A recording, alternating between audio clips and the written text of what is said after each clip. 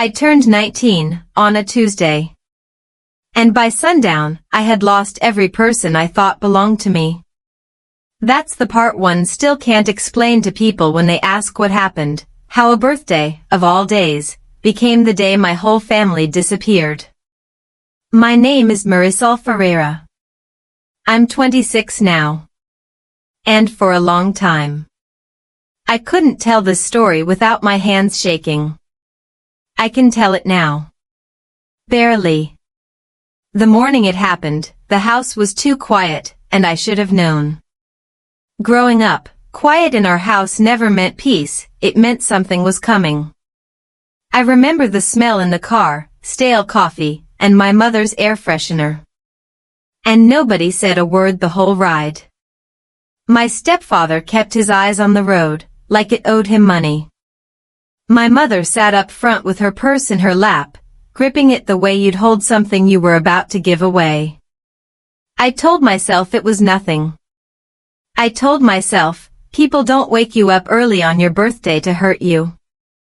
I'd spent that whole last night hoping, the way you do when you've spent 18 years hoping and just haven't learned to stop yet. I wanted, just once, to walk into a kitchen and see a cake with my name on it, and feel like I was wanted there. Instead, my mother knocked on my door before sunrise and told me to pack light. A weekend bag, she said. Maybe 2 days worth of clothes. I didn't ask where. I'd learned a long time before, that questions in that house just got you punished for asking them. We drove for almost an hour. And somewhere past the second highway exit, I saw the signs for the airport, and my chest actually lifted. I thought, stupidly, hopefully, maybe this is the surprise. Maybe after everything, they finally planned something for me. My stepfather pulled up to the curb at departures and left the engine running, which should have told me everything, before a single word was said. My mother reached into her purse without turning around, and passed an envelope over her shoulder like she couldn't stand to watch my face while I opened it. Inside was a single one-way ticket.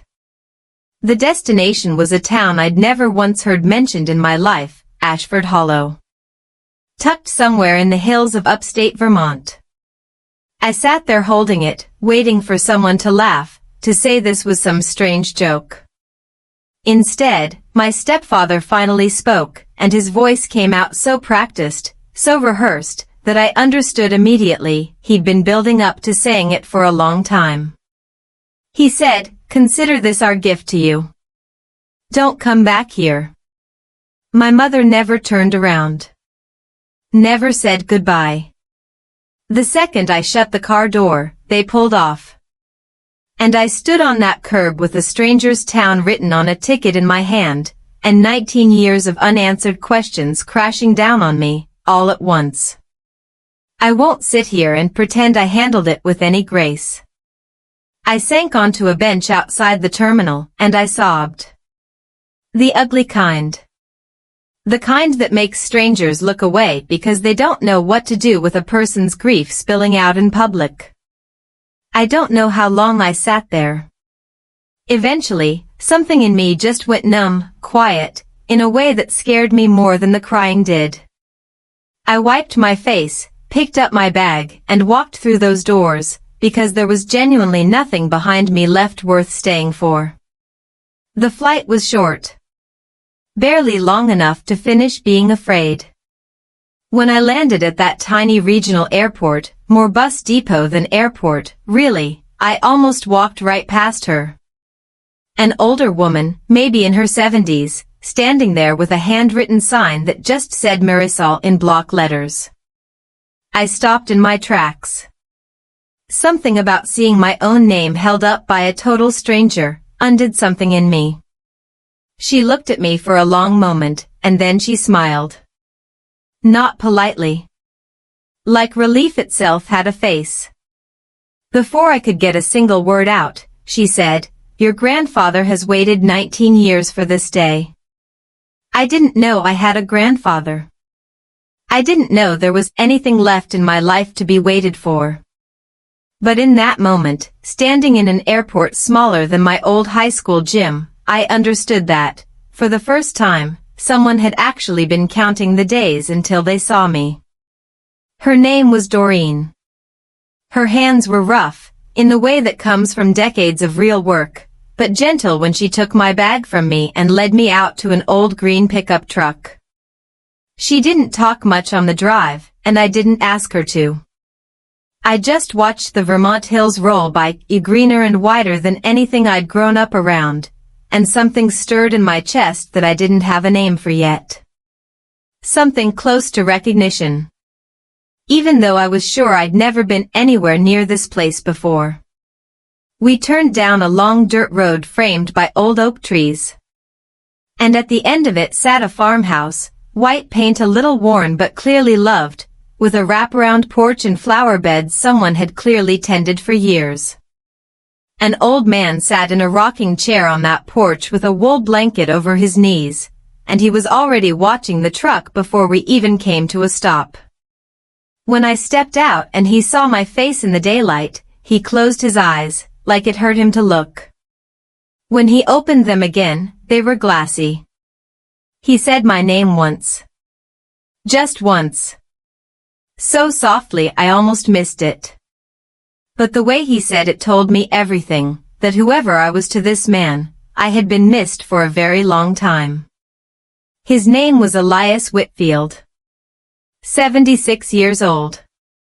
And after that afternoon, nothing about my life stayed the same.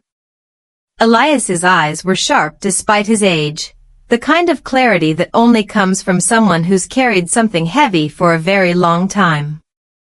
Doreen helped him to his feet, and he stood there studying me like I was something he'd feared he'd never live to see. I didn't run to him. I didn't know him. But some part of me recognized something in him anyway, the way a place can feel familiar the very first time you step into it.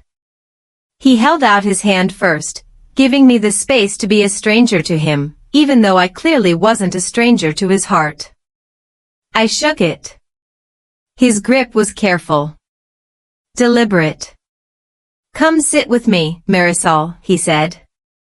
"I owe you the truth, and I'm done keeping it from you."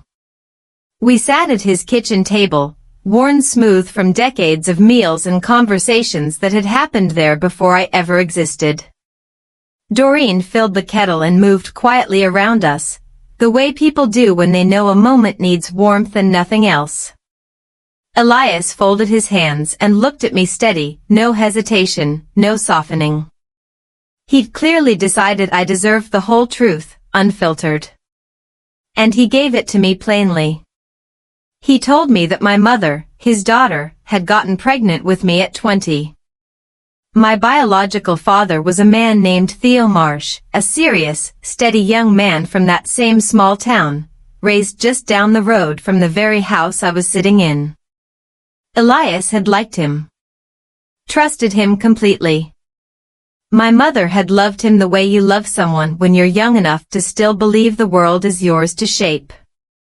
But the man I'd grown up calling my father had come into the picture when I was barely 4 months old. Older, wealthier, with standing in whatever circles mattered to my mother at the time. And he'd given her a choice, cut Theo out entirely, leave, raise me as his own, or lose the security he offered. My mother chose safety over the truth. Elias's voice never cracked while he told me this, but I could see what it cost him to keep it steady. He said he'd fought her on it, told her I deserved to know where I came from, and she'd accused him of trying to ruin what she'd built. They'd stopped speaking. She'd moved states away and made absolutely sure I never once heard his name, in 19 years. He had letters, he told me. One written every single birthday. Some written on ordinary days, when missing me just got to be too much to sit with quietly. 41 letters total. Boxed up in the next room. Never mailed, because he had no address to send them to, and no legal claim to fight for one. Then he told me about Theo. And that's the part where my hands started shaking under that table. Theo had never stopped wondering about me. He'd built a life, married, but he'd never fully closed that door. 3 years earlier, he'd hired someone to quietly search for what had become of me, and that search eventually led him back to Elias, who, by then, had given up on ever reaching me through my mother directly. Together, they'd realized that the moment I turned 19, the legal walls keeping me from them would finally start to crack. Elias had gone through a lawyer, simply asking that I be given the choice to learn the truth. What came back, weeks later, was a one-way plane ticket dressed up to look like abandonment. But Elias believed, and I've come to believe too, that it was actually my mother's way of finally setting down a guilt she'd carried silently for nearly 2 decades. I sat with all of it for a long time. The kettle went quiet behind us. My tea went cold in front of me, untouched. Doreen slipped out of the room at some point, and it was just Elias and me, left at that table. I asked him where Theo was now. He watched me carefully before answering, told me Theo was one phone call away, that he already knew I'd arrived, and that he was waiting to hear from me whenever, and if, I felt ready. He wasn't going to push. He'd waited this long already. He'd wait as long as it took. I asked Elias why he'd never let it go, never given up on a granddaughter he couldn't even reach. He sat with the question a moment before answering. And what he said has stayed with me every single day since. He said, because you were real to me, even when I couldn't see you. Some people let go of what they can't hold on to. I was never built that way. I stayed in Ashford Hollow 2 weeks, that first visit. I slept in a room Elias had kept ready for years, not in some strange, obsessive way, but hopefully. Shelves lined with books he thought I might love, based on what my mother used to read as a girl. A quilt Doreen had stitched together the winter before, just in case. It was the first room in my entire life that had been prepared for me out of pure care, with nothing expected in return. I met Theo on the 4th day. Taller than I'd pictured. Gray starting at his temples. Standing in Elias's front yard with his hands shoved in his jacket pockets, looking at me the exact same way Elias had, like something he thought was lost forever had finally come back. We talked for almost 5 hours that first afternoon. And then again the next day. And the one after that. I'm 26 now. I have a relationship with both of them that I protect with everything I have. I've never gone back to the 2 people who drove off from that curb.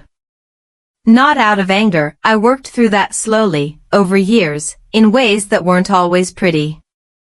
But because some doors, once you've finally looked behind them honestly, just don't need reopening. What my parents meant as a dismissal turned out to be the only real gift they ever gave me. They handed me a one-way ticket, thinking they were closing a chapter on me for good. What they never understood, what I know now, without a single doubt, is that they were actually opening one. That destination didn't just change my life. It gave me a life worth calling mine. If any part of this story reached something in you, you're not alone in that. Stories like mine are proof that where we start doesn't have to be where we end up. What matters is who shows up when it counts. If you want more real stories like this one, stick around, subscribe, and turn that notification bell on so you never miss the next. Somebody out there needed to hear this today. If that's you, or someone you know, share it with them. I'll see you in the next one.